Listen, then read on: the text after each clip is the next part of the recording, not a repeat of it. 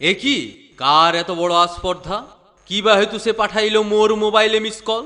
কে তুমি? হ্যালো, কে? আরে এ তো নারী লোকের কণ্ঠস্বর। বলো বলো, খুলিয়া বলো তোমার মনের কথা। আমি তো তোমার মনোবাসনা পূর্ণ করিব। ভেবটি লাগলা কার সঙ্গে করছিলে? কে? পার্বতী? ও মর্তের এক নারী ফোন করিয়া মম নিকটে বর প্রার্থনা করিতেছিল। পার্বতী, কি বললে? ও, ওই জন্যই তুমি একবার করে পৃথিবীতে পালাইয়া। আমি যে জগৎ স্বামী, জগতের কোথায় কি হয় সব খবর তো আমাকেই রাখিতে হয় পার্বতী। তাই তো মরতে গিয়া ভক্তগণের ভক্তি দেখিয়া ক্রয় করিলাম এই অমূল্য সম্পদখানা। ইহার নাম মোবাইল। ভক্তগণের আর কষ্ট করিয়া আমার মাথায় জল ঢালিতে হইবে না, দীর্ঘদিন ধরিয়া আমাকে ডাকিতে হইবে না। কেবলমাত্র করকলিরেই তৎক্ষণাৎ বর দিতে আমি প্রস্তুত। পার্বতী, উঠো এখনই ফাবড়াও, না হইলে ভালো হবে না বলে দিছি। গাঁজা খাইয়ে আর কতটুকু বুদ্ধি হবে? মরতে যাচ্ছে আর কি সব উল্টা পাল্টা নিয়ে নিয়ে আসছে। কোন দিকলে কোন মিয়া ফোন করছে না তাকে পটাক করে ধরছে। অমনি যদি করবে না তা আমিও বুঝাই দিব আমিও গিরিরাজের বিটি বটি। আমারও নাম মহাদেব, সবারই নম্বর করিছে, তাই আসে এত মিস কল। তখনই আমি করি কল। তুমি রাগ করো না পার্বতী, তোমার কেন এত আপত্তি? আমি খেতে পারি গাঁজা মদ, তোমার মতো নই আপদ। তাই বলছি, যাও বিশ্রাম করো গে। তোমার কি মাথা খারাপ হইল?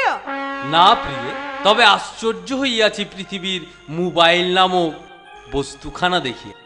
আহা, কোথায় আমি আর কোথায় পৃথিবীর নরগণ? অথচ স্বর্গমর্ত্যের দূরত্ব কোটি কোটি মাইল হলেও ইচ্ছা হইলেই এই মোবাইল দ্বারা এক্ষুনি এই মুহূর্তে জানিতে পারি তাহাদের কথা, শুনিতে পারি তাহাদের কণ্ঠস্বর। কি আশ্চর্য! আজই আমি স্বর্গের মধ্যে টেলিফোন বুথ বানাইবার কথা বিষ্ণুকে বলিব। তাহলে আজই আমি বাপের ঘর পালাছি। তুমি যত পারো ওই মিয়া লোকগুলাকে ফোন করতে থাকো। কি বলিলে? নারায়ণ নারায়ণ নারায়ণ। কি আর বলিব, আপনাদের দুজনের এত কল্লোল কেন, কারণ জানিতে পারি কি? নারদ, তুমি অল্প ইয়াকে বুঝাও। পৃথিবীতে যাইয়ে হ্যাঁ ভালো কি একটা যন্ত্র নিয়ে এসেছে, আর তখন কোন মিয়া লোকটার সঙ্গে কি যে গল্প করছে আমি কোনো বুঝতেই পারছি না। তুমি ওয়া গল্প বুঝাও, না হইলে আমি ওর মাথাটা ফাটাই দিব। এত উত্তেজিত হইতেছ কেন গিরিকন্যা? ওই মানব যন্ত্র আমার অতি পরিচিত।